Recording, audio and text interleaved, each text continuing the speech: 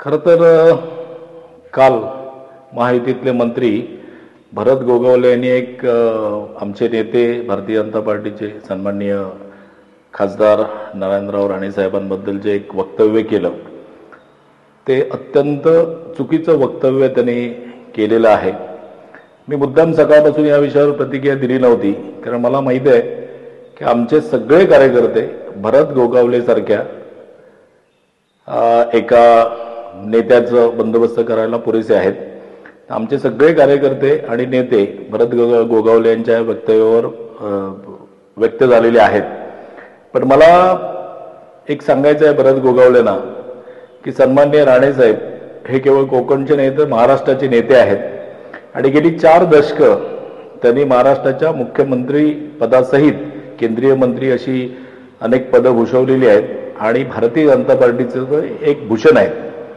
या सगळ्या पार्श्वभूमीवर मला आश्चर्य वाटतं की गोगावलेंनी असं वक्तव्य करताना महायुतीमध्ये नारायण राणे साहेबांच्या नेतृत्वाखाली जी मंडळी आमदार झाली ते मंत्री उदय सामंत असतील, मंत्री दीपकभाई केसरकर असतील, मंत्री आणि आमदार निलेश राणे साहेब असतील आणि राणे साहेबांनी घडवलेले शेकडो कार्यकर्ते त्या सभेला उपस्थित होते आणि त्यांच्या समोर हे विधान करण्याचं धारिष्ट त्यांनी दाखवलं, तर ही गोष्ट मात्र मनाला क्लेशदायक आहे आणि माझ्या दृष्टीने हे पूर्णतः चुकीचं आहे। कारण नारायणराव राणे साहेब हे आमच्या सगळ्यांचं आदराचं स्थान आहे।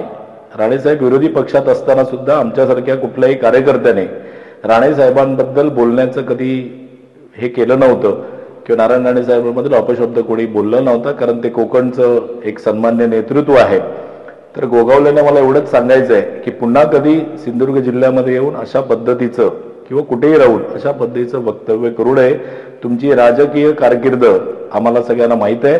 पॉस्को सारख्या इंडस्ट्रीमध्ये अनेक उपक्रम आणि उपद्व्याप करून आपण सन्मान्य आमदार मंत्री झालेले आहात, त्यामुळे आमचे सगळे कार्यकर्ते पुढच्या वेळेला असं जर काय वक्तव्य करण्याचं धारिष्ट केलं तर खारेपाटण सीमेवरच त्यांचा बंदोबस्त करतील किंवा विमानाने आले तर बांदा सीमेवरच त्यांचा बंदोबस्त करतील आणि या विधानाबद्दल वरिष्ठ दखल घेतीलच।